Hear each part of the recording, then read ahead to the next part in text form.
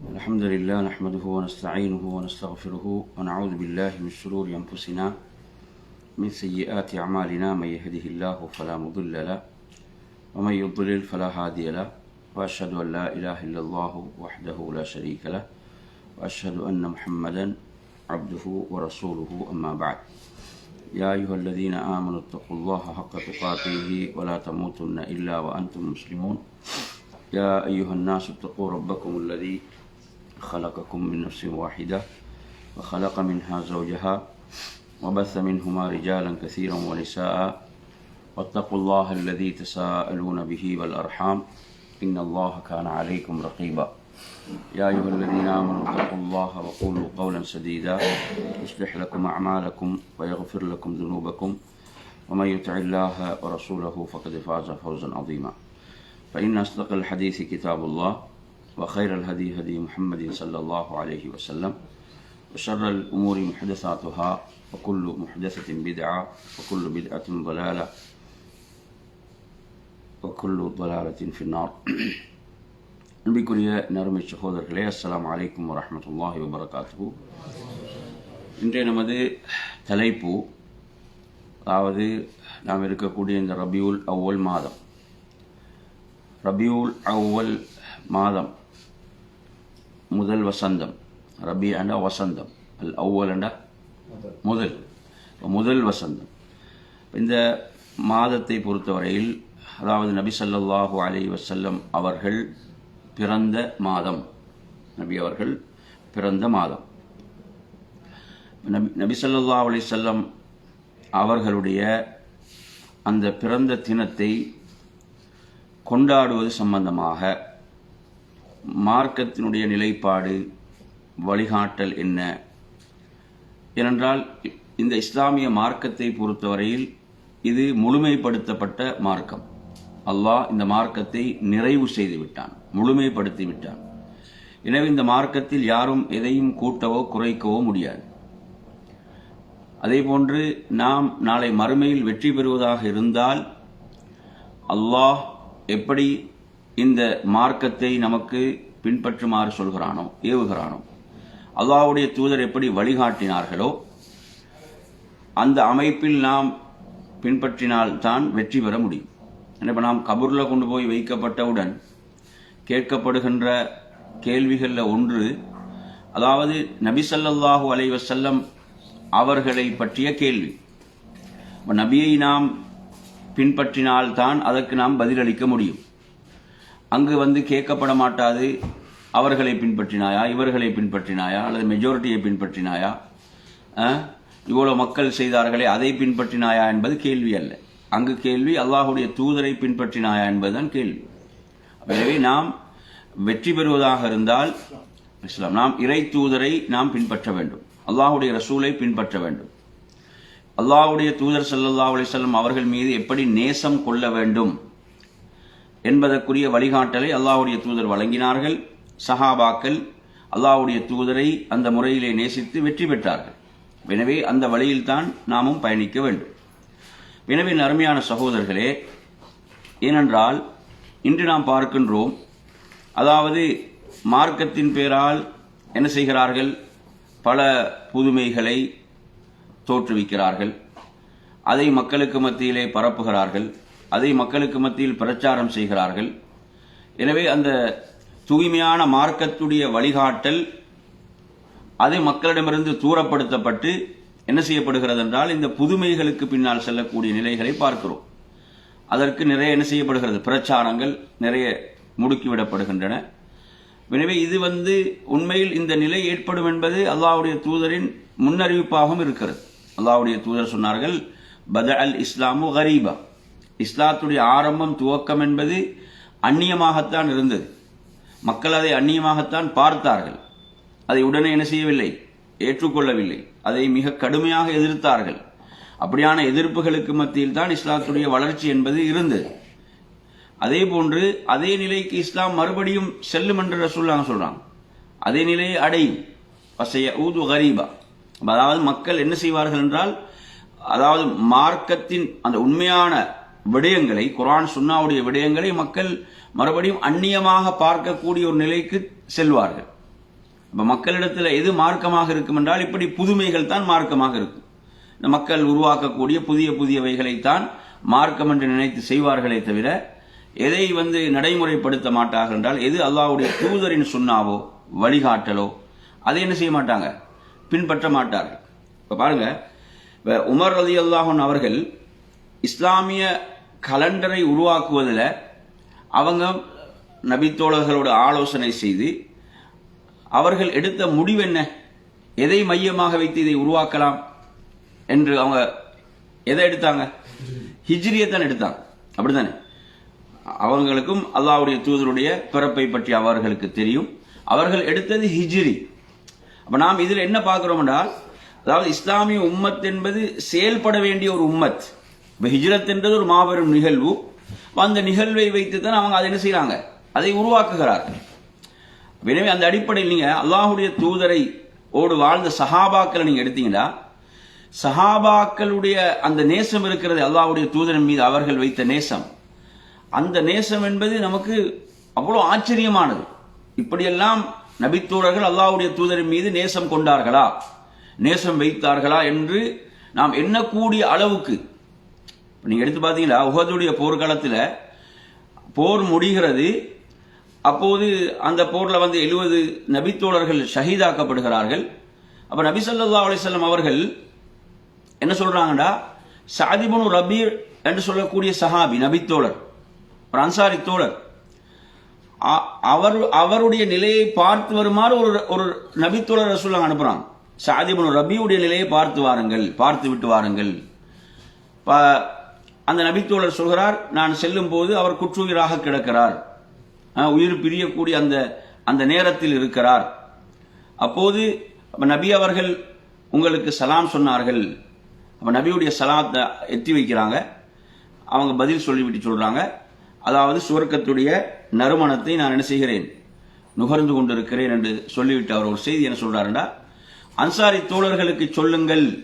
அன்சாரி தோழர்கள், அவர் ஒரு அன்சாரி தோழர், அவர் சொல்றார், அன்சாரி தோழர்களுக்கு சொல்லுங்கள், அல்லாஹ்வுடைய தூதருடைய விஷயத்தில் நீங்கள் ஏதாவது குறை செய்தால் அல்லாஹ்விடத்திலே தப்பிக்க முடியாது.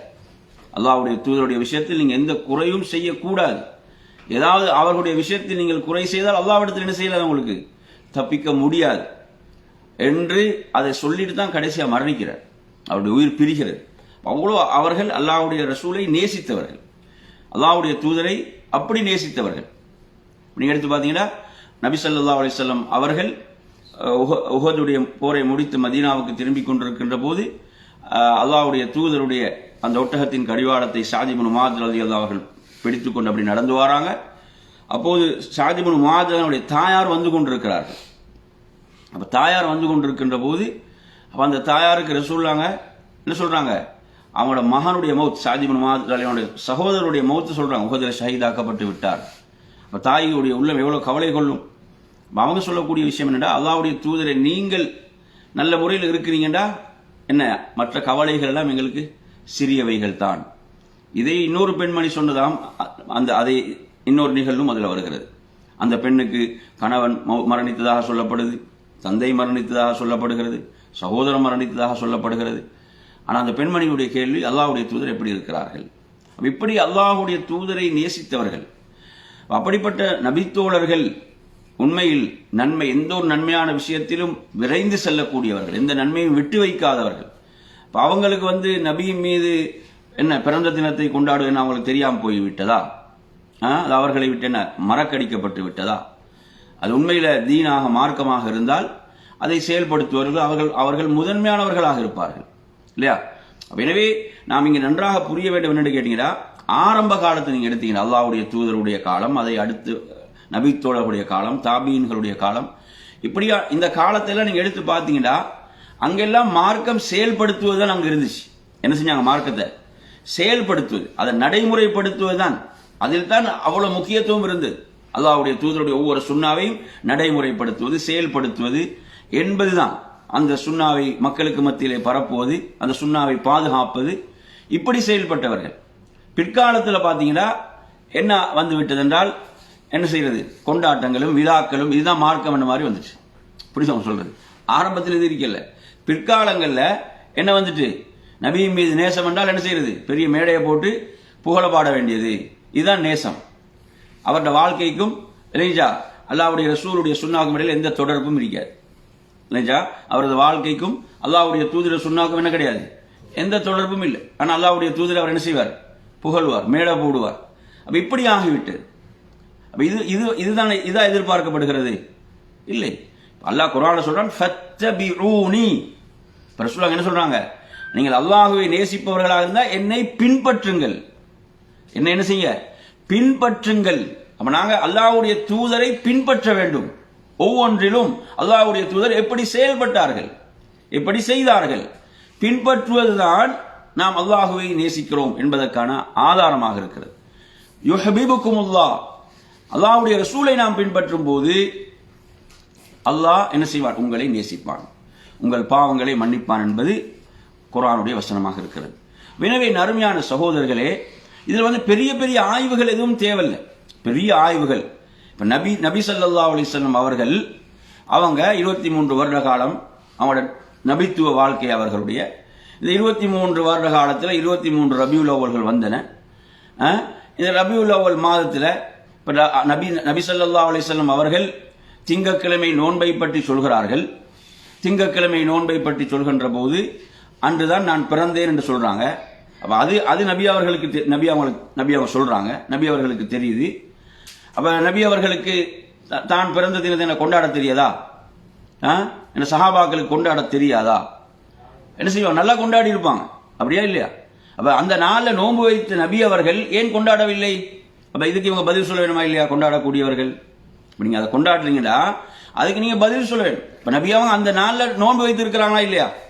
அன்று நான் பிறந்த தினம் அன்றுதான் நான் திங்கட்கிழமை தான் பிறந்தேன். அடுத்து அந்த ஹதீஸ் இன்னொரு முக்கியமான விஷயம் இருக்கிறது. என்னவென்றால் அது மட்டும் ரசூலுல்லாஹ் அதுல சொல்லல. அதுல ரசூலுல்லாஹ் சொல்றாங்க அந்த நாளில் தான் நான் நபியாக ஆக்கப்பட்டேன், அதையும் சொல்றாங்க. அவங்களுக்கு சிறப்பு எதன் மூலம் தான்? நபித்துவத்தின் மூலம் தானே. நபித்துவத்தின் மூலம் தானே சிறப்பு. அன்றுதான் நான் நபியாக ஆக்கப்பட்டேன். எனக்கு முதலில் வஹி அருளப் பெற்றது அந்த திங்கட்கிழமை தான். அப்ப எனவே ரசூலுல்லாஹ் அந்த நோம்புக்குரிய காரணத்தை சொல்லும் போது பிறப்பை மட்டும் சொல்லல, அவங்க நபியாக ஆக்கப்பட்டது சொல்றாங்க, அதையும் சேர்த்து தான் சொல்கிறார்கள். எனவே நறுமையான சகோதரர்களே, நாங்கள் மார்க்கத்தை பொறுத்தவரையில மார்க்க விஷயங்கள் என்று பார்க்கும்போது அதாவது சும்மா உணர்ச்சிகளால் அணுகுவதல்ல. பாத்தீங்களா? அதாவது இஸ்லாம் மீலாது விழாண்டா எவ்வளவு மக்கள் ஒன்று சேருகிறார்கள், ஒன்று கூடுகிறார்கள், எவ்வளவு சாப்பாடு கொடுக்கப்படுது, எவ்வளவு உண்ணுகிறார்கள். அதாவது இங்க என்ன அடிப்படை என்றால் இவைகள் அல்ல, இதற்கு மார்க்க வழிகாட்டல் இருக்கிறதா, அல்லாஹ்வுடைய தூதருடைய வழிகாட்டல் இருக்கிறதா? இப்ப நபி ஸல்லல்லாஹு அலைஹி வஸல்லம் அவங்க மதீனாவுக்கு ஹிஜ்ரத் செய்து வந்தார்கள். மதீனாவுக்கு ஹிஜ்ரத் செய்து வந்தவுடன் அங்கு பார்க்கிறாங்க மதீனத்து மக்கள் என்ன செய்யறாங்க? பெருநாளாக அவங்க கொண்டாடக்கூடிய 2 நாட்களை பார்க்கிறாங்க. பார்த்துவிட்டு அல்லாஹ்வுடைய தூதர் சொல்கிறார்கள், அதாவது அல்லாஹு தஆலா இதைவிட சிறந்த 2 நாட்களை உங்களுக்கு இதற்கு பகரமாக ஆக்கி இருக்கிறான். அதுதான் நோன்பு பெருநாளும் ஹஜ்ஜி பெருநாளும் என்று அல்லாஹ்வுடைய தூதர் சொன்னாங்களா இல்லையா? அப்ப அந்த 2 நாள் அதுக்கு பிறகு அவங்க கொண்டாட முடியாது. அல்லாஹ் அதுக்கு பாரமா என்ன செஞ்சுட்டான்? 2 நாளை கொடுத்துட்டான். அடுத்து நீங்க எடுத்தீங்கன்னா இஸ்லாமிய மார்க்கத்தில் இப்ப சிறப்பான நாட்கள் நீங்க எடுத்து பாருங்களேன். இப்ப சிறப்பான நாட்களில் எல்லாம் நாங்க என்ன செய்யறோம்? இப்ப மார்க்கம் சிறப்பு என்று சொன்ன நாட்கள் இருக்குதானே. இப்ப மார்க்கம் சிறப்பு என்று சொன்ன நாட்கள் நாங்க என்ன செய்யறோம்? உதாரணமா ஜும்மா நாள் ஒரு சிறப்பான நாள். ஜும்மா நாள் ஒரு சிறப்பான நாள். வெள்ளிக்கிழமை தான் ஆதம் அலைஹிஸ்ஸலாம் படைக்கப்பட்டார்கள். ஆதம் அலைஹிஸ்ஸலாம் வெள்ளிக்கிழமை தான் என்ன செய்யப்பட்டாங்க? படைக்கப்பட்டார்கள் இல்லையா? ரசூலுல்லாஹ் சொல்றாங்க நாட்களிலே மிகச்சிறந்த நாள் எது? ஜும்மாவுடைய நாள். ரசூலுல்லாஹ் எதை சொல்ற? திங்கட்கிழமையே சொல்லல, எதை சொல்றாங்க? நாட்கள்ல மிகச்சிறந்த நாள் ஜும்மா, வெள்ளிக்கிழமை நாள். புரியுதா சொல்றது? வெள்ளிக்கிழமை நாள் சிறப்பு என்பதற்காக நமக்கு நோன்பு வைக்க முடியாது. நல்லா புரிஞ்சுங்க. சட்டம் என்ன சட்டம் வேண்டா? இப்ப வெள்ளிக்கிழமை சிறந்த நாள். இப்ப வெள்ளிக்கிழமை சிறந்த நாள் என்பதற்காக அன்று நமக்கு ஒரு சுன்னத்தான நோன்பு வைக்கலாமா என்றால் நமக்கு முடியாது. என்ன காரணம்? மார்க்கம் அதை தடுத்து இருக்கிறது. வெள்ளிக்கிழமை மாத்திரம் சுன்னத்தான நோன்பை வைப்பதை மார்க்கம் தடுத்து இருக்கிறது. புரியுதா சொல்றது? எனவே இங்கு நாங்க இந்த நாள் சிறப்பானது என்பதற்காக நாம் விரும்பிய அமலை நமக்கு அங்க செய்யல. மார்க்கம் என்ன அமலை வழிகாட்டி இருக்கிறதோ. இப்ப வெள்ளிக்கிழமை சிறப்பான நாள், அன்றைய நாள்ல ஒரு நல்ல முறையில் நேர காலத்தோட குளித்து விட்டு என்ன செய்யறது? மஸ்ஜிதுக்கு சென்று அமல்களில் ஈடுபடுவது, நபி மீது ஸலவாத்து சொல்வது, ஹுத்பாவை உரையை கேட்பது, ஜும்மா தொழுகையை தொழுவது, அந்த நாள் அதிகம் துஆ செய்வது, இப்படியான அமல்கள் அந்த நாளில் இருக்கிறது. இப்படி மார்க்கம் நமக்கு சொல்லி தந்த அமல்கள். எனவே இப்படி நாம் ஒவ்வொரு மார்க்கம் சிறப்பென்று சொன்ன நாட்கள் எல்லாம் எடுத்தீங்கன்னா அது இபாதத்துகளை, சில குறிப்பிட்ட இபாதத்துகளை அடிப்படையாக வைத்து இருக்குமே தவிர இப்படியான கொண்டாட்டங்கள் அங்கு கிடையாது. புரியுது அவன் சொல்றது. ஆஷூரா நாள் சிறந்த நாள் என்று சொன்னால் ஆஷூரா நாளுக்கு என்ன சொல்றது நமக்கு மார்க்கம்? ஒரு நோன்பை வைக்குமாறு மார்க்கம் நமக்கு சொல்லித் தருகிறது. அப்படித்தானே? இப்ப துல்ஹஜ் மாதத்துடைய சிறப்பான முதல் 10 நாட்கள் என்றால் அந்த நாட்களில் என்ன அமல்களை நாம் செய்யலாம் என்று நமக்கு மார்க்கம் வழிகாட்டுகிறது. எனவே நறுமையான சகோதரர்களை, அந்த அடிப்படையில் நாம் மார்க்க விடயங்களை அணுக வேண்டுமே தவிர, அதாவது பின்னால வந்தவர்கள் உருவாக்கியவைகள் ஒருபோதும் மார்க்கமாக முடியாது. அது மார்க்கமாக முடியாது. புரியுது அவன் சொல்றது. இது ஷியாக்கள் ஃபாத்திமியூன்களுடைய ஆட்சி காலத்தில் உருவாக்கப்பட்ட ஒரு விடயம் தான் இந்த அல்லாஹ்வுடைய தூதருடைய பெயரால் என்ன செய்யறது, பிறந்த நாளை கொண்டாடுவது என்பது. சிறந்த 3 நூற்றாண்டுகளிலும் இப்படி ஒன்று இருக்கல. சொல்லாங்க சிறந்த 3 நூற்றாண்டுகளை அடையாளப்படுத்துறாங்களே, தனது நூற்றாண்டு, அடுத்த நூற்றாண்டு, அடுத்த நூற்றாண்டு, இதெல்லாம் இந்த என்னது இந்த வழிகேடு இருக்கவில்லை. அதுக்கு பிறகுதான் இது உருவாகிறது. புரியுது அவன் சொல்றது. எனவே இப்ப நீங்க பாருங்க, இப்ப சாதாரணமாக இப்ப நாம் ஒருவரிடம் இப்ப அல்லாஹ்வுடைய தூதருடைய பெயரால் என்ன செய்யறாரு, பிறந்த நாளை அல்லாஹ்வுடைய தூதருடைய பெயரால் பிறந்த நாளை கொண்டாடக்கூடிய ஒருவரிடம் அதாவது ஒரு கேள்வி கேட்டால், எப்படி ஒரு கேள்வி, அதாவது இவ்வாறு பிறந்த நாளை கொண்டாடுவது அதாவது நன்மைக்குரிய ஒரு செயலா அல்லது ஒரு பாவமான செயலா, இது ஒரு நன்மைக்குரிய செயலா பாவமான செயலா என்று அவரிடம் கேட்டால் அவர் என்ன பதில் சொல்வாரு? நன்மைக்குரிய செயல் தான் சொல்வார், பாவம்னு சொல்ல மாட்டாரே. நன்மைக்குரிய செயல் என்று சொல்வார், நன்மைக்குரிய செயல் என்று சொல்வார். சரி, எனவே இது நன்மைக்குரிய செயல் என்றால் இந்த நன்மைக்குரிய செயலை அல்லாஹ்வுடைய தூதர் இதை அறிந்திருந்தார்களா, அறிந்திருக்கவில்லையா? இது நன்மையான செயலாக இருந்தால் அந்த நன்மையான செயலை அல்லாஹ்வுடைய தூதர் அறிந்திருந்தார்களா இல்லையா என்ற கேள்வி வரும். அடுத்த கேள்வி, அப்ப அவர் எப்படிதான் பதில் சொல்ல வேண்டும்? எப்படி சொல்ல பதில்? அறிந்திருக்கவில்லை என்று சொல்ல முடியாதே, அப்படித்தானே? அப்ப என்ன நன்மைகள்னா யாரு தான் நமக்கு சொல்லித்தர வேண்டும்? அல்லாஹ்வுடைய தூதர் தான் சொல்லித்தர வேண்டும். அவர் என்ன பதில் தான் சொல்லலாம்? அல்லாஹ்வுடைய தூதர் அறிந்திருந்தார்கள், அல்லாஹ்வுடைய தூதர் இதை தெரிந்திருந்தார்கள் என்றுதான் அவர் பதில் சொல்ல வேண்டும். சரி, அப்படி என்றால் நபி அவர்கள் அறிந்திருந்த இந்த விடயத்தை மக்களுக்கு சொன்னார்களா இல்லையா? நபி அவங்க இதை அறிந்திருந்தாங்க, அவர் பதில் வருமாக இருந்தா அடுத்த கேள்வி என்ன வரும்?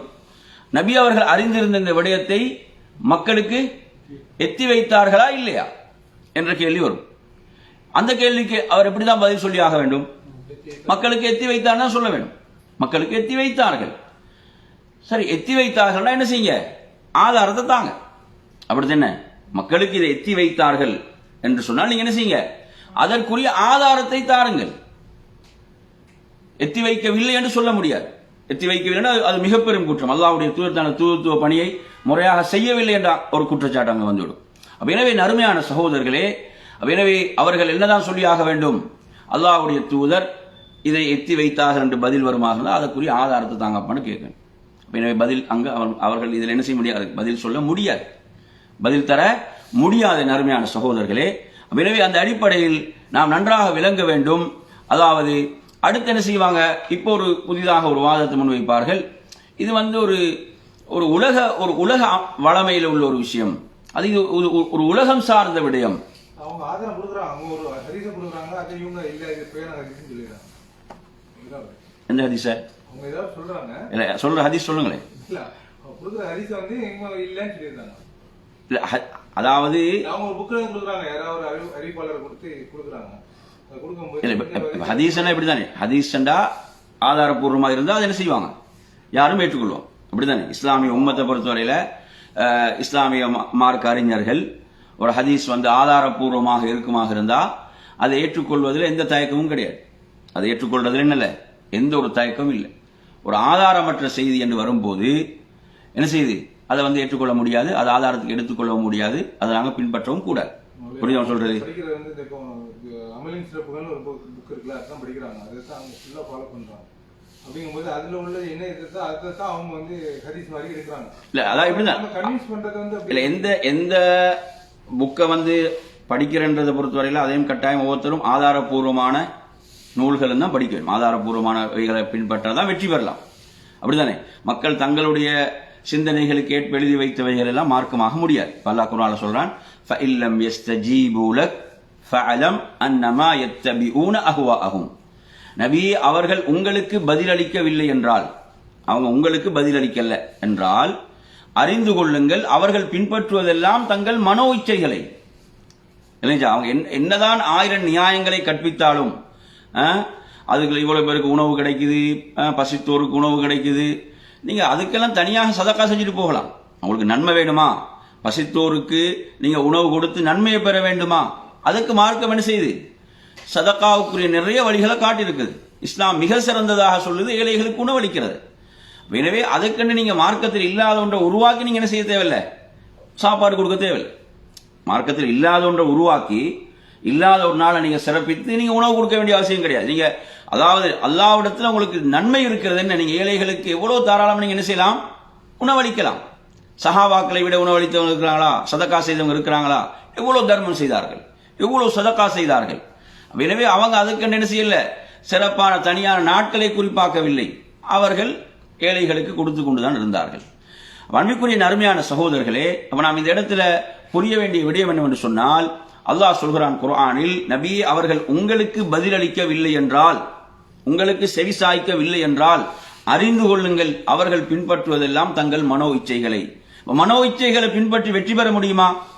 மனோ இச்சைகளை நாங்கள் பின்பற்றி வெற்றி பெற முடியுமா? உண்மையில் இதுல அடிப்படை நபியின் மீது உள்ள மஹப்பத், நபியின் மீது உள்ள நேசத்தில் தான் இதை செய்கிறீர்கள் என்று சொன்னால், இதை நபி அவர்கள் விரும்ப மாட்டாங்க. நபி அவங்க இப்படி ஒரு வழிகாட்டலை உங்களுக்கு தரல, உங்களுக்கு இப்படி ஒரு வழிகாட்டலை தரல.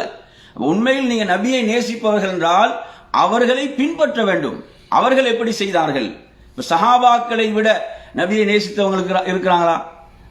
நிச்சயமாக சஹாபாக்கள் இதற்கு அனுமதி இருந்தால் அவங்க என்ன செய்வாங்க, பெரும் பெரிய மேடைகளை போட்டு கொண்டாடி இருப்பாங்க. புரியுது அவங்க சொல்றது? எனவே நறுமையான சகோதரர்களே, அதே போன்று பாருங்கள், அதாவது நபி தோழர்கள்ல ஹஸ்ஸான் இப்னு சாபித் ரலியல்லாஹு அன்ஹு அவர்கள் என்ன செய்யாங்க, நபி தோழர்கள் ஒரு கவிஞராக இருக்கிறார். அவர் என்ன செய்வாரு, ரசூலுல்லாஹி ஸல்லல்லாஹு அலைஹி வஸல்லம் அவர்கள் அவர்களுக்கு எப்ப கவிதைகளை பாட சொல்லுவாங்க பாத்தீங்கன்னா, அதாவது இஸ்லாத்தை, அல்லாஹ்வுடைய தூதரை விமர்சித்து எதிரிகள் கவிதைகளை பாடும்போது, அன்றைக்கு நீங்க பாத்தீங்கன்னா கவிதை என்பது ஒரு முக்கியமான ஒன்றாக இருந்துச்சு. கவிதைகள் என்பது அன்று என்ன செய்து, கவிதைகள், அதனுடைய கவிதை அரங்குகள், கவிதை கண்டு போட்டிகள் என்றெல்லாம் அன்று இருந்தது. குர்ஆனுடைய நடையை நீங்க எடுத்து பார்த்தாலும், குர்ஆன் அருளை பெற்ற நடையை நீங்க எடுத்து பார்த்தாலும் உண்மையில் அவர்களுக்கு சவாலாகத்தான் அது இருந்தது. குர்ஆனுடைய அந்த நடை என்பதெல்லாம், மொழி நடை என்பதெல்லாம் அவர்களே வியக்க வைக்கக்கூடிய அளவுக்கு அவ்வளவு அற்புதமாக. அதனாலதான் அவர்கள் சொன்னார்கள், இந்த குர்ஆனை செவியேற்காதீர்கள், லா தஸ்மஊ லிஹாதல் குர்ஆன், இந்த குர்ஆனை நபி ஓதும் போது நீங்க அதற்கு செவி சாய்க்காதீர்கள், கூச்சலிடுங்கள்.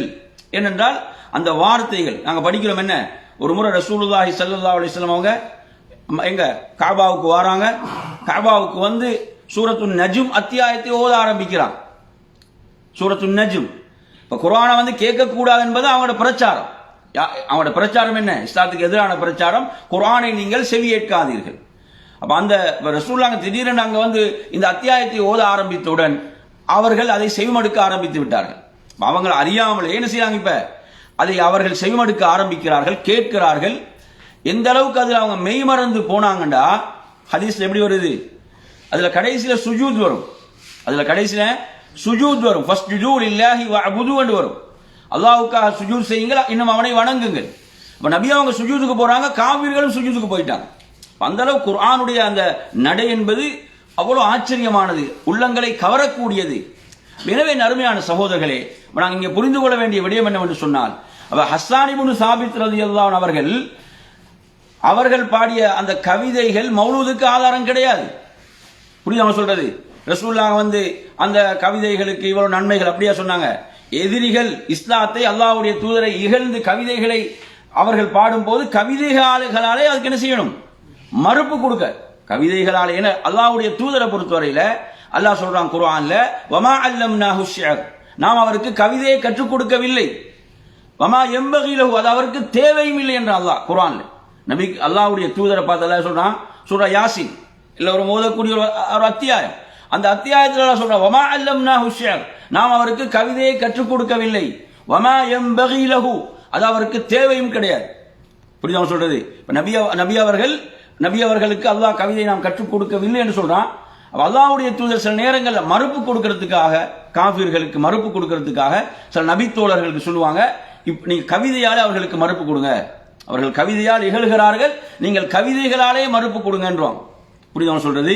எனவே இது நமக்கு எதை எடுத்துக்காட்டுது என்றால், இஸ்லாத்துக்கு எதிராக யாரும் கருத்துக்களை தெரிவிக்கின்ற போது அது போன்றே நாம் என்ன செய்வது, அதற்கு கருத்துக்களை முன்வைப்பது என்ற ஒரு வழிகாட்டலை தவிர இதுல கவிதைகளை பாடுவது இபாதத்தோ நன்மை அப்படி ஒரு வழிகாட்டல் அல்ல. அதுக்கு பிறகு சஹாபாக்கள் எல்லாம் அவர் பாடிய கவிதைகள் எல்லாம் தொகுத்து என்ன செஞ்சாங்க, பாடிக்கொண்டிருந்தாங்க. ஏதாவது இருக்குதா? ஹஸ்ஸான் இப்னு சாபித் பாடி எல்லா கவிதைகளையும் தொகுத்தெடுத்து என்ன செய்யறாங்க, ஒவ்வொரு மாதம் பாடிக்கொண்டிருந்தாங்க. அதுக்கு இவ்வளவு நன்மை அப்படி சொன்னாங்களா? அப்படி கிடையாது. இப்ப மார்க்கத்தை நாங்கள் எப்படி புரிய வேண்டும், விளங்க வேண்டும். எனவே நறுமையான சகோதரர்களே, அப்ப அந்த அடிப்படையில நாம் இந்த விடயத்தை இங்கே புரிந்து கொள்ள வேண்டும். அதே போன்று இதுல கவனிக்க வேண்டிய சில விடயங்கள்ல, அதாவது ஆதாரமாக முன்வைக்கக்கூடிய விஷயங்கள்ல, ஆதாரங்களாக முன்வைக்கக்கூடிய விஷயங்கள்ல, இப்ப திங்கட்கிழமை நோன்பு நாங்க என்ன சொன்னோம், அது திங்கட்கிழமை அல்லாஹ்வுடைய தூதர் ஸல்லல்லாஹு அலைஹி வஸல்லம் அவர்கள் திங்கட்கிழமை நோன்பு வச்சாங்க. அதுக்கு என்னென்ன காரணங்கள் சொன்னாங்க? அன்று அவங்க பிறந்த ஒரு காரணம் சொல்றாங்க. அடுத்து என்ன காரணம் சொல்றாங்க? அவங்களுக்கு நபித்துவம் கிடைக்கப்பட்ட அந்த நாள் அன்றுதான் குர்ஆன் முதல் அவங்களுக்கு அருளப்பெற்ற நாள் என்ற செய்தியும் சொல்றாங்க. அப்ப எனவே உண்மையில நாம் இந்த சுன்னாவை பின்பற்ற விரும்புகிறோம் என்றால் என்ன செய்ய வேண்டும்? நாங்க ஒவ்வொரு திங்களும் நோன்பு வைக்க வேண்டும். ஒவ்வொரு திங்களும் நோன்பு வைப்பதுதான் இங்க உள்ள சுன்னா. இதை விட்டு வருஷத்துக்கு ஒரு முறை கொண்டாடுறதுக்கு இங்க எந்த ஒரு ஆதாரமும் இதுல கிடையாது. இதை நாங்க நன்றாக விளங்கிக் கொள்ள வேண்டும். அதே போன்ற அருமையான சகோதரர்களே, இப்ப நாம் சில செய்திகளை பார்ப்போம். இப்ப குர்ஆன்ல வரக்கூடிய சில வசனங்கள், அந்த வசனங்களுக்கு அவர்கள் கொடுக்கக்கூடிய தவறான விளக்கங்கள். ஏன்னா இப்ப குர்ஆனை பொறுத்தவரையில அல்லாஹ்வின் தூதர் ஸல்லல்லாஹு அலைஹி வஸல்லம் அவங்க தான் அந்த குர்ஆனுக்குரிய விளக்க உரை. அப்படித்தானே? குர்ஆனுக்குரிய விளக்க உரை யாரு? அல்லாஹ்வுடைய தூதர் ஸல்லல்லாஹு அலைஹி வஸல்லம் அவர்கள் என்ன செய்தார்கள்? வாழ்ந்து காட்டினார்கள். அந்த வாழ்ந்து காட்டியதுதான் குர்ஆனுக்குரிய விளக்க உரை. ரசூல் அல்லாஹ் தஆலா குர்ஆன் சொல்லும்போது சொல்கிறான், வ அன்ஸல்னா இலைக ذிக்ர லிதுபய்யின லின்னாஸி மா நுஸில இலைஹிம். அதாவது நாம் உமக்கு வேதத்தை இறக்கி அருளினோம். எதற்காக என்று சொன்னால், அதை நீங்க மக்களுக்கு விளக்க வேண்டும். நீங்க அதை மக்களுக்கு விளக்க வேண்டும். லிதுபய்யின லின்னாஸ், நீங்கள் மக்களுக்கு அதை தெளிவுபடுத்த வேண்டும், அவர்களுக்கு அருளப்பட்டதை விளக்க வேண்டும். அப்ப எனவே குர்ஆனை பொறுத்தவரையில குர்ஆனுக்கு அல்லாஹ்வுடைய தூதர் கொடுத்த விளக்கம் என்ன, அந்த வசனத்தை எப்படி அல்லாஹ்வுடைய தூதர் சஹாபாக்களுக்கு விளக்கினாங்க, சஹாபாக்கள் எப்படி விளங்கினார்கள் என்ற விஷயங்கள் மிக முக்கியமானவைகள். இப்ப நீங்க அல் குர்ஆன்ல ஒரு வசனத்தை பார்க்கலாம். இந்த வசனத்தை இவர்கள் என்ன செய்யறாங்கன்னா ஆதாரமாக முன்வைப்பார்கள். அந்த வசனம் 10வது அத்தியாயம் 58வது வசனம். 10வது அத்தியாயத்தில் 58வது வசனம். அல்லாஹ் தஆலா குர்ஆன்ல சொல்றான், வமா அர்சல்னாக இல்லா ரஹ்மத்தல் லில் ஆலமீன். இது வேற இடத்துல வருது, சூரத்துல் அன்பியா வரக்கூடிய வசனம். அப்ப வமா அர்சல்னாக இல்லா ரஹ்மத்தல் லில் ஆலமீன் என்ன அர்த்தம்? நம்மை அல்லாஹ் சொல்றான், உம்மை நாம் அகிலத்தாருக்கு ரஹ்மத்தாகவே அன்றி அனுப்பவில்லை என்று சொல்றான். அந்த இடத்துல அல்லாஹ் தூதரை எப்படி சொல்றான்? ரஹ்மத்தாக சொல்றான். அது அந்த இடத்துல வரக்கூடிய வசனம். இது நான் சொல்லக்கூடிய வசனம் சூரத் யூனுஸ் 10வது அத்தியாயம் 58வது வசனம். இதுல எப்படி வருது பாத்தீங்களா? குல் பிஃபத்லில்லாஹி வ பிரஹ்மத்திஹி ஃபபிதாலிக ஃபல்யஃப்ரஹு ஹுவ கைரும் மிம்மா யஜ்மஊன். அப்ப நபியே நீங்கள் சொல்லுங்கள், அதாவது அல்லாஹ்வின் அருளாகவும் அன்பாகவும் பாவித்து இதற்காக அவர்கள் மகிழ்ச்சி அடையட்டும். இது அவர்கள் சேகரித்து வைத்திருக்கும் மற்ற பொருள்கள் அனைத்தை விடவும் மிக்க மேலானது என்று சொல்றான் அல்லாஹ். இதுல குல் நபியை சொல்லுங்கள், பிஃபத்லில்லாஹி அல்லாஹ்வுடைய அந்த ஃபதுலை கொண்டும் ரஹ்மத்தை கொண்டும் அவர்கள் என்ன செய்யட்டும்? மகிழ்ச்சி அடையட்டும். சரி, இப்ப இந்த இடத்துல ரஹ்மத் என்று வருகிறது. என்ன வருது? ரஹ்மத், அவனது ரஹ்மத்தை கொண்டு. இதை கொண்டு எங்க ஜாயின் பண்றாங்க தெரியுமா? இப்ப நான் ஆரம்பத்தில் ஓதி காட்டுன வசனம் என்ன வசனம்? வமா அர்சல்னாக இல்லா ரஹ்மத்தல் லில் ஆலமீன் என்ற வசனத்துல அல்லாஹ் நபியை அகிலத்தாருக்கே ரஹ்மத்தாக அனுப்பி இருக்கிறான். எனவே அல்லாஹ் ரஹ்மத்தை கொண்டு மகிழ்ச்சி அடையுமாறு இங்கு சொல்கிறான். எனவே நபியுடைய பிறப்பை கொண்டு நாங்கள் மகிழ்ச்சி அடைகிறோம் என்றது விளக்கம். ஆனா இந்த வசனத்துல நீங்க என்ன பார்க்கின்றா, ஒரு வசனத்தை பார்க்கும்போது அதுக்கு முன்னுக்குள்ள வசனத்தை பார்க்கணுமா இல்லையா? அதுக்கு முன்னால் உள்ள வசனம், பின்னால் உள்ள வசனம், அதுதானே முதல்ல பார்க்க வேண்டும். இதுல பாருங்க, இந்த வசனத்துல இதுக்கு முன்னுள்ள வசனம் 57வது வசனம். இப்ப நான் ஓதினது 58. 57 எடுத்தீங்கன்னா, யா அய்யுஹன் நாஸ், மனிதர்களே, கத் ஜாஅத்கும் மவ்இதத்தும் மிர் ரப்பிக்கும் வ ஷிஃபாஉன் லிமா ஃபிஸ் சுதூர் வஹுதம் வரஹ்மத்துல் லில் முஃமின். இங்க ரஹ்மா வருது. நல்ல கவனிங்க வசனத்தை. யா அய்யுஹன் நாஸ், மனிதர்களே, கத் ஜாஅத்கும் மவ்இதத்துன், உங்களுக்கு என்ன நல்லுபதேசம் வந்துவிட்டது. மிர் ரப்பிக்கும், யாரிடமிருந்து? உங்கள் ரப்பிடமிருந்து. வஷிஃபாஉல் லிமா ஃபிஸ் சுதூர், இது என்னது? உள்ளத்துக்கு என்னது? அது ஷிஃபாவாக, நிவாரணியாக இருக்கிறது. வஷிஃபாஉல் லிமா ஃபிஸ் சுதூர். அதே போன்று வஹுதம் வரஹ்மத்துல் லில் முஃமினீன், இது ஹுதா நேர்வழியாகவும், அதே போன்று வரஹ்மா என்ன ரஹ்மத்தாகவும் இருக்கிறது. யாருக்கு? லில் முஃமினீன், மூமின்களுக்கு. அப்ப இந்த இடத்துல அல்லாஹ் தஆலா எதை சொல்றான்? குர்ஆனை சொல்றான். சரி, இப்ப குர்ஆனை சொல்லிட்டு அதுக்கு அடுத்த வசனம் தான் நான் ஓதினது. குல் பிஃபத்லில்லாஹி வ பிரஹ்மத்திஹி வ பிதாலிக ஃபல்யஃப்ரஹு ஹுவ கைரும் மிம்மா யஜ்மஊன். அப்ப வ பிரஹ்மத்திஹி, அவனது ரஹ்மத்தை கொண்டு சந்தோஷப்படுங்கடா. எது ரஹ்மத்? அவங்க குர்ஆன். இந்த முன்னால வசனம் குர்ஆன் தான் அது ரஹ்மத் என்று சொல்லுது. எனவே அந்த அது என்று சொல்றது குர்ஆனை நோக்கி தான் சொல்லுது.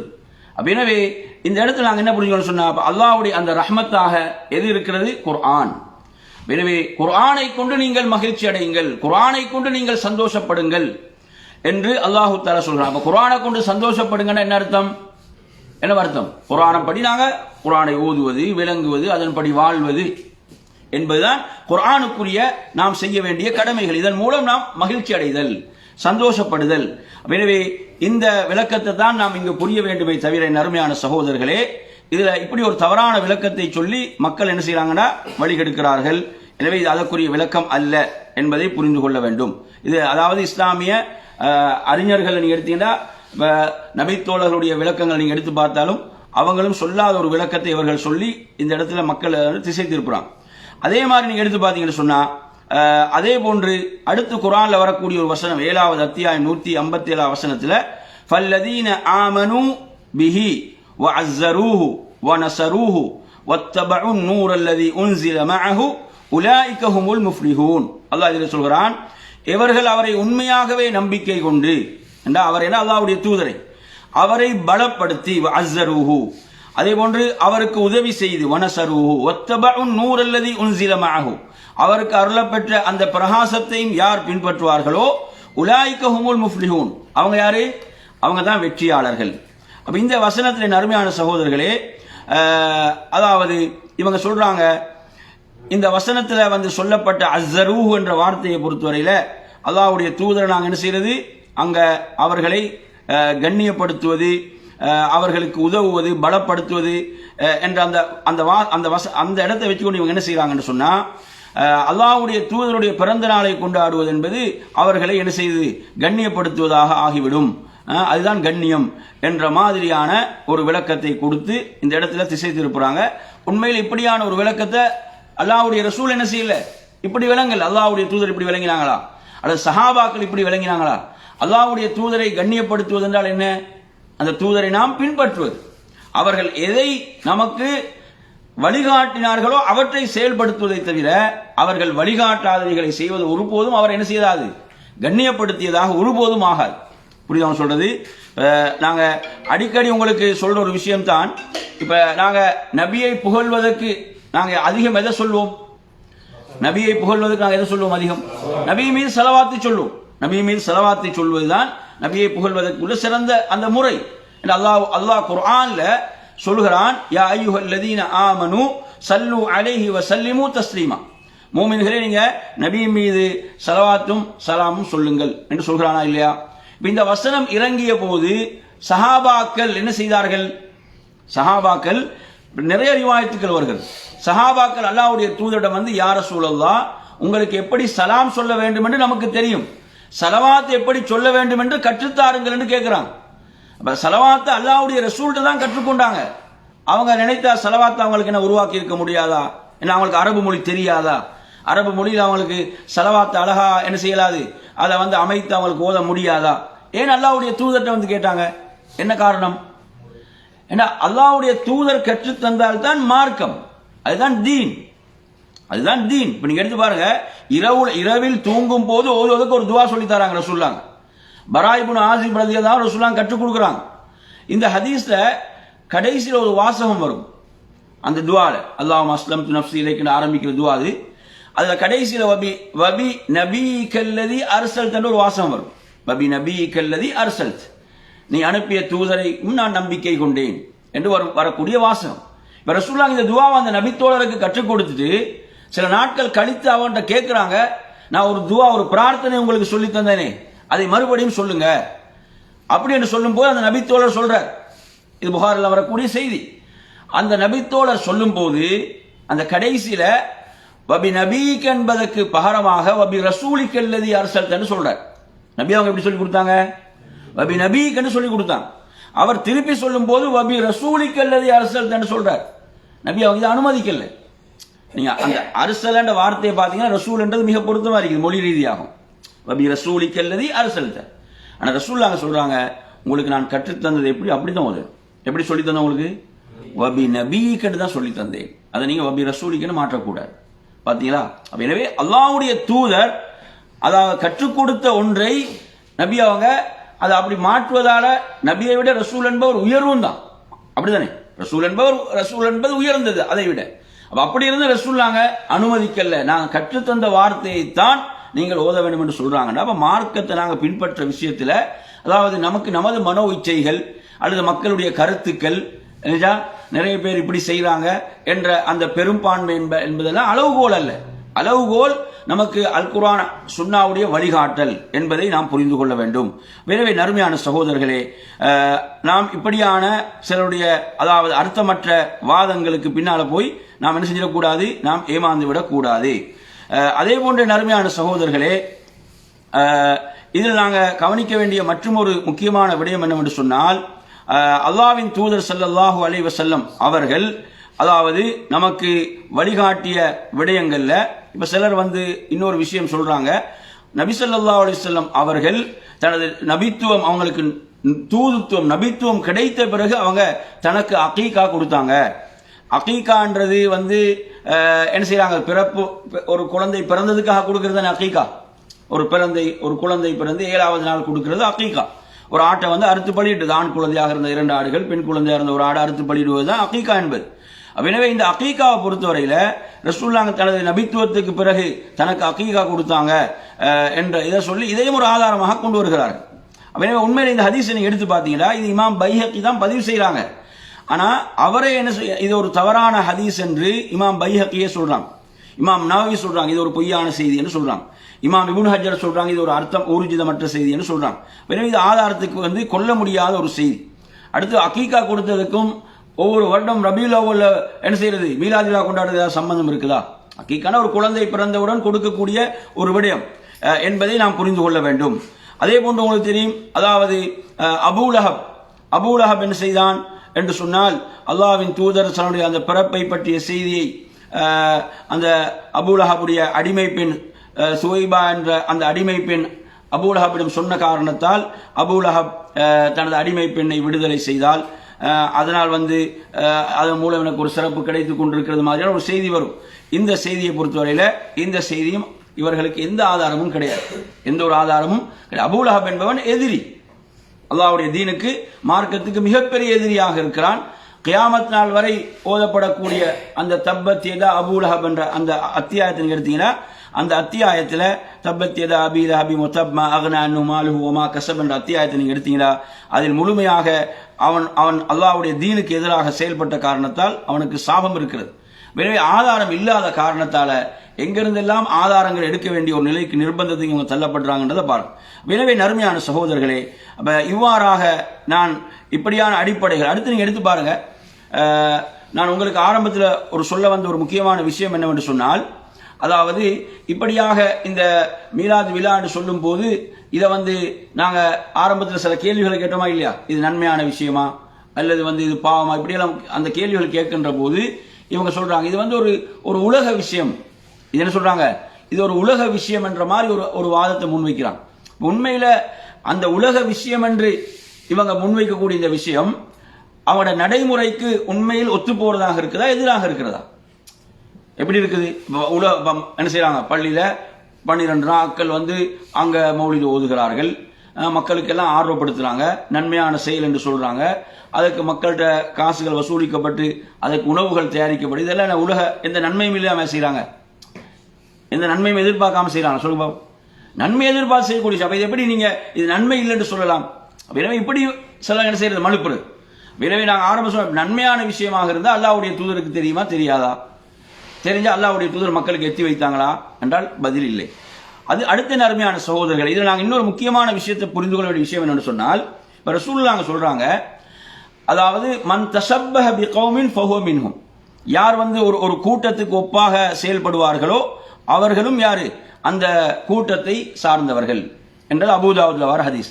இது ஒரு கடுமையான எச்சரிக்கை. இப்ப இஸ்லாமிய மார்க்கத்தை பொறுத்தவரையில ஒரு முஸ்லீம் இஸ்லாத்துடைய தனித்துவங்களை பேண வேண்டும், இஸ்லாத்துடைய தனித்துவங்களை காக்க வேண்டும். அவன் என்ன செய்யக்கூடாது, இன்னொரு கலாச்சாரத்துக்கு இன்னொரு மதத்துக்கு ஒப்பாக அவன் செயல்படக்கூடாது. அதை சொல்லாங்க வன்மையாக கண்டிக்கிறான். இப்ப அல்லாஹ்வுடைய தூதர் எந்த அளவுக்கு சொல்றாங்க, நீங்க முன் சென்றவர்களுடைய வழிமுறைகளை எப்படி பின்பற்றுவீங்க? சாணுக்கு சான் முலத்துக்கு முலம் என்று சொல்லும் போது சஹாபாக்கள் என்ன கேள்வி கேட்டாங்க? அல்லாஹ்வுடைய தூதர் நீங்க யூதர்கள் நசாராக்களையா சொல்றீங்க முன் சென்றவர்கள் என்று, வேறு யார் என்று கேட்கிறாங்க. அந்த அளவு நீங்க அவர்களை பின்பற்ற ஆரம்பிப்பீர்கள், அவங்க ஒரு உடும்பு பொந்துக்குள் நுழைந்தால் நீங்கள் நுழைந்து விடுவீர்கள் என்று ரசூலுல்லாஹ் எச்சரிக்கிறாங்களே. அப்ப உண்மையில இந்த பிறந்த நாள் கொண்டாடுதல் என்பது இப்படியான விடயங்கள் உண்மையில இஸ்லாமிய சமுதாயத்தில் அல்லாஹ்வுடைய தூதரிடமோ சஹாபாக்களிடமோ காணப்பட்ட ஒரு விஷயமா இருந்துச்சா? நிச்சயமாக இல்லை. இது வேறு கலாச்சாரங்கள்ல வேறு மதங்கள்ல உள்ள ஒரு விஷயம். எனவே இஸ்லாத்துல இருந்த ஒரு விடயமே அல்ல. அதனாலதான் ஹிஜ்ரத்தை வைத்து அவங்க என்ன செய்யறாங்க, அந்த கலண்டரை உருவாக்குறாங்க. இஸ்லாத்தை பொறுத்தவரை பிறப்புக்கு அல்ல இங்க என்ன எந்த முக்கியத்துவமும் கிடையாது. நன்றாக நாங்கள் புரிந்து கொள்ள வேண்டும். அவர் என்ன செய்யணும், முறையாக வாழுகிறாரா என்றதான் இங்க முக்கியமானது. எனவே இந்த பிறப்பை கொண்டாடக்கூடிய இந்த நடைமுறை இந்த வழிமுறை என்பது எங்க கிடையாது, முஸ்லீம்களிடம் உள்ள ஒரு விடயம் அல்ல, அம்சம் அல்ல என்பதை நாங்கள் புரிந்து. எனவே அல்லாஹ்வுடைய தூதர் எச்சரித்த விடயம் தான், யார் ஒரு கூட்டத்துக்கு ஒப்பாக செயல்படுவார்களோ அவர்களும் அந்த கூட்டத்தை சார்ந்தவர்கள். நாங்கள் எவ்வளவு எச்சரிக்கையாக இருக்க வேண்டும் இந்த விஷயத்தில். உண்மையில அல்லாஹ்வின் தூதர் ஸல்லல்லாஹு அலைஹி வஸல்லம் அவர்கள் இதுல நன்மை இருந்தால் வழிகாட்டாம போயிருப்பாங்களா? வழிகாட்டாம போயிருப்பாங்க. நிச்சயமாக நபியாவும் வழிகாட்டி இருப்பாங்க. எனவே நறுமையான சகோதரர்களே, இப்படியான பிதஅத்துகள் இருந்து நாம் நம்மை காத்துக்கொள்ள வேண்டும். ஏனென்றால் அதாவது நாங்க எது நமக்கு மறுமையில வெற்றி அளிக்குமோ அது சஹாபாக்கள் அந்த பயணித்த பாதை தான். நபி தோழர்கள் பயணித்த அந்த பாதை, எப்படி நபியுடைய சுன்னாவை பின்பற்றி சஹாபாக்கள் பயணித்தார்களோ அந்த வழியில் தான் நாம் பயணிக்க வேண்டும். இப்ப 4 குலஃபாக்கள் எடுத்து பாருங்க. குலஃபா உர் ராஷிதீன், சுமார் 40 வருடங்களுக்கு மேல் அவங்களோட ஆட்சி இருந்தது. அவங்களோட ஆட்சி காலத்தில் அந்த சிறந்த காலத்தில் இப்படி ஏதாவது ஒரு விடயம் ரபியுல் அவ்வல் மாதத்தில் ஏதாவது நடைபெற்றுச்சா? ஏதாவது ஒன்று இருக்குதா? கிடையாது. ஏனைய மாதங்களை போன்றுதான் அந்த மாதம் இருந்தது. நபி மீது அவங்க எவ்வளவு நேசம் வைத்தவர்களாக இருந்தார்கள். எனவே நறுமையான சகோதரர்களே, அந்த அடிப்படையில் அதாவது இன்று நீங்க எடுத்தீங்கன்னா நம்ம சமுதாயத்தில் இந்த விஷயங்கள்லாம் நம்ம சர்வசாதாரணமாக ஆகிவிட்டது. இது எப்படி ஆகிட்டு, அதெல்லாம் இதெல்லாம் நாங்கள் தொடர்ந்து பேசிக்கொண்டிருக்க வேண்டுமா, ஒவ்வொரு வருஷம் இதை பேச வேண்டுமா என்று கேட்கிறாங்க. என் அருமை சகோதரர்களே, அல்லாஹு தஆலா நபிமார்களை ஒன்றன் பின் திரும்ப ஏன் அனுப்பி கொண்டிருந்தான்? மக்களுக்கு நினைவூட்டிக் கொண்டே இருக்க வேண்டும். இல்லைன்னா மக்கள் வழிகேட்டுக்கு போயிடுவாங்க. மக்கள் என்ன செய்வாங்க, வழிகேட்டுக்கு போய்விடுவார்கள். எனவே இங்கு நன்மையும் தொடர்ந்து மக்களுக்கு சொல்லப்பட்டு கொண்டே இருக்க வேண்டும். தீமைகளை விட்டு மக்கள் என்ன செய்ய வேண்டும், தொடர்ந்து தடுக்கப்பட்டு கொண்டே இருக்க வேண்டும். இல்லை என்றால் மக்கள் என்ன செஞ்சிருவாங்க, மிக வேகமாக வழிகேட்டுக்கு போவாங்க. அப்படித்தானே? இப்ப மூசா அலைஹிஸ்ஸலாம் அல்லாஹ்வை சந்தித்து வாரதுக்குள்ள என்ன செஞ்சிட்டாங்க, காலமாட்ட வணங்கிட்டாங்க.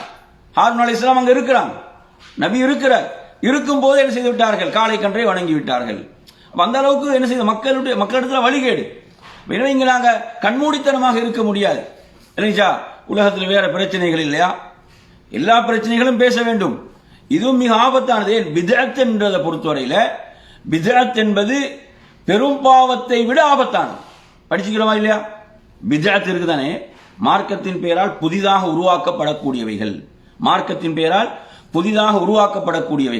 இமாம் அஹ்மத் இப்னு ஹம்பல் ரஹிமஹுல்லாஹ் சொல்றாங்க, அதாவது பித்அத்வாதியை பொறுத்தவரையில அவனுக்கு பெரும்பாலும் தௌபாவுடைய வாயிலுக்கு அவனுக்கு தௌஃபீக் இல்லாமல் போகும். அல்லாஹ்விடத்தில் அவன் பாவ மன்னிப்பு தேடுவதற்குரிய தௌஃபீக்கை அருளை அவன் இழக்கக்கூடிய ஒரு மோசமான நிலை இருக்கிறது. யாருக்கு? பித்அத் செய்கிறவனுக்கு. ஏன்னு கேட்டீங்கன்னா, பித்அத்தை என்பது மார்க்கத்தின் பெயரால் புதிதாக உருவாக்கப்படுகின்ற ஒன்று. அதை செய்யக்கூடியவர்கள் ஒவ்வொருவரும் எப்படிதான் செய்யறாங்க, நன்மையாக கருதி தான் செய்கிறார்கள்.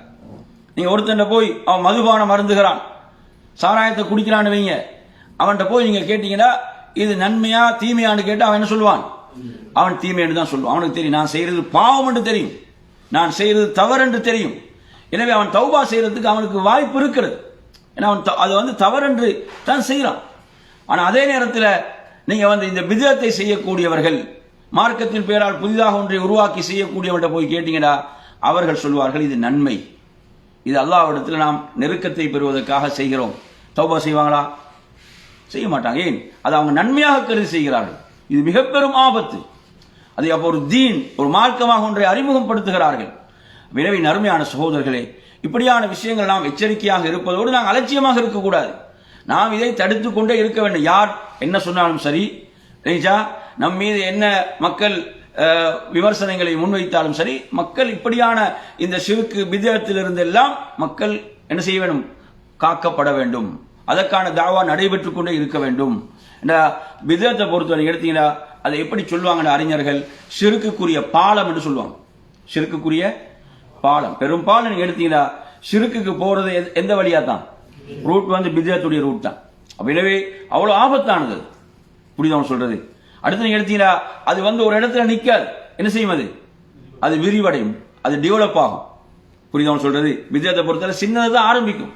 சின்னதாக ஆரம்பிச்சு என்ன செய்யும்? அது விரிவடைந்து கொண்டே போகும். அவ்வளவு ஆபத்தானது. அதனாலே நறுமையான மார்க்கத்தை பொறுத்தவரையில அல்லாஹுடைய ரசூல் அவர்களுக்கு நாம் கட்டுப்படுவது, அல்லாஹ் குர்ஆன்ல சொல்வது போன்று வஅன்ன ஹாதா சிராத்தி முஸ்தகீமா, இதுதான் எனது நேரான பாதை, ஃபத்தபிஉ, இதை பின்பற்றுங்கள், வலா தத்தபிஉ சுபுல், என்ன செய்யாதீங்க? பல பாதைகளை பின்பற்றாதீங்க. இந்த சுபுல் என்ற வார்த்தைக்கு இமாம் முஜாஹித் ரஹிமஹுல்லாஹ் விளக்கம் சொல்லும்போது சொல்வார்கள் பித்ஆ, என்ன சொல்றாங்க? பித்அத்துகள் தான் அந்த பல பாதைகள் என்பது. ஃபதஃபர்ரக பிகும் அன் சபீலி, அது உங்களை நேர் வழியை விட்டு உங்களை தூரமாக்கிவிடும். அவ்வளவு ஆபத்தானது. எனவே நறுமையான சகோதரர்களே, என்ன இதனுடைய மோசமான விளைவு? சுன்னாவை நேசிக்கிறதுக்கு பதிலாக பித்அத்தை நேசிக்க ஆரம்பிப்பான். அது நடந்து கொண்டிருக்குது. சுன்னத்தை நேசிக்க வேண்டியவர்கள் ஏதோ நேசிக்கிறாங்க, மார்க்கத்தின் பெயரால் புதிதாக உருவாக்கப்பட்டவர்கள் நேசிக்கிறாங்க. சொல்றது மார்க்கத்துக்கு மிகப்பெரிய பாதுகாப்பு என்னதான்? இப்படியான இந்த வாயில்கள் அடைக்கப்படுவது. இந்த மார்க்கம் முழுமையானது, இந்த மார்க்கம் நிறைவானது. இதில் நாங்கள் எதையும் உள்ளே அனுமதிக்கவும் கூடாது, அதே மாதிரி உள்ளதை வெளியே செல்லவும் அனுமதிக்க கூடாது. அப்படி ஒரு பாதுகாக்கப்பட்ட தீன் மார்க்கம். எனவே நறுமையான சகோதரர்களே, இந்த சத்திய தீன்ல நாம் இறுதி வரை உறுதியாக தூய்மையாக பயணிப்பதற்கு அல்லாஹ் நமக்கு அருள் புரிவானாக என்று கூறி நிறைவு செய்கிறேன்.